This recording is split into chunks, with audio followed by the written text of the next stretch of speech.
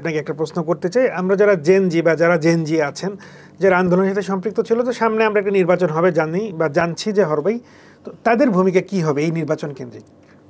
নির্বাচন কেন্দ্রিক ভূমিকা, হ্যাঁ, নতুন অনেক ভোটার আসবে, তারা এই যে কাঠামোগত ভোটাধিকার যে একটা মৌলিক অধিকার, তার ক্ষমতা, একজন ব্যক্তিকে পার্লামেন্টে পাঠানোর ক্ষমতা চর্চা করার জন্য একজন ব্যক্তিকে, মানে আইন প্রণয়নের জন্য একজন ব্যক্তিকে নির্বাচিত করার, এইটা বোঝা এবং নিজের রাজনীতিটা নিজের করা, এবং এই যে অধিকার ভিত্তিক যে রাজনীতি, সেটার জন্য রাষ্ট্রীয় কাঠামোকে দেখেন এই জেনারেশনের মধ্যে স্বাধীনতার একটা বোধ তৈরি হয়েছে, কারণ তারা একটা ভার্চুয়াল সোসাইটির লোক। ভার্চুয়াল সোসাইটি কিন্তু এক ধরনের স্বাধীনতা এনজয় করা যায়, আপনার পছন্দ হচ্ছে না ব্লক, হ্যাঁ, অসুবিধা নেই। তো ফলে এই ক্যাডার ভিত্তিক রাজনীতি আর চলবে না। তো ফলে এই নির্বাচনে তারা যদি প্রপারলি অ্যাক্ট করতে নাও পারে, অসুবিধা নেই। তারা কোন ধরনের রাজনীতি চায় না এটা কিন্তু তারা জানে। এই জেনারেশনের একটা প্রবণতার কথা বলি, এরা কিন্তু প্রথমে রিয়্যাক্ট করে যে, আপনি যদি জিজ্ঞেস করেন যে এই খাবারটা আছে আর এই খাবারটা আছে, তুমি খাবা কি খাবা না, ও নাটা আগে বলে।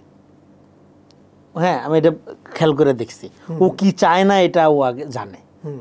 কি চায় এই ব্যাপারে অনেক বেশি কনফিউজড, হ্যাঁ, এটা থাকে, ইয়াংরা কনফিউজ থাকে, কিন্তু কি চায় না যেহেতু এই ব্যাপারে তার ধারণা মোটামুটি পরিষ্কার, ফলে কি চায় এইটা প্রডিউস করার দায়িত্ব পলিটিশিয়ানদের।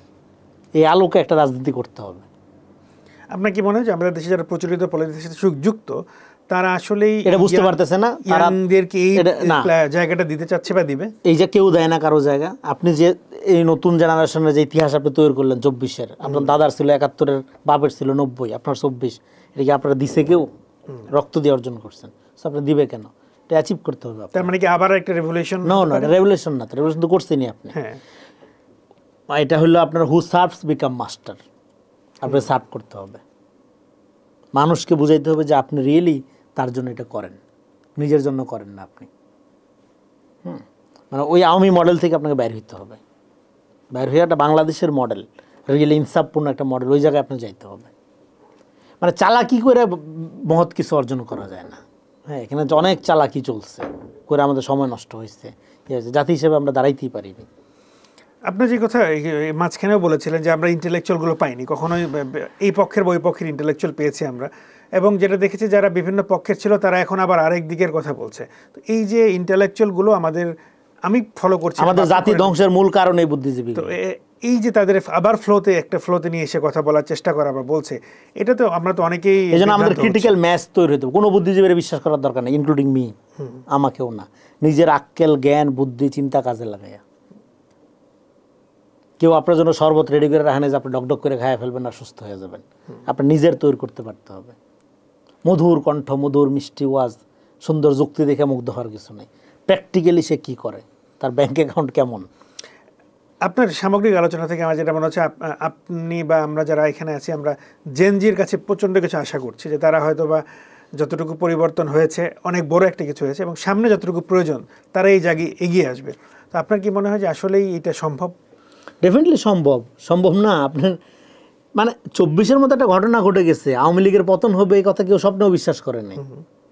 একটা আলেম আওয়ামী লীগ হয়ে গেছিল, আপনি বুঝতে পারেন দেশটা কোথায় গেছিল। জাহেলিয়াতের সমস্ত নিদর্শন আপনার সমাজে ফুটে উঠছিল। এটা মোরাল আপরাইজিং হয়েছে অ্যাট দ্য সেম টাইম। এবং আমি বললাম তো, আমাদের করাপ্ট লোকগুলোর পাপের ফসল হয়েছে এই বাচ্চাদের জীবন হারানো।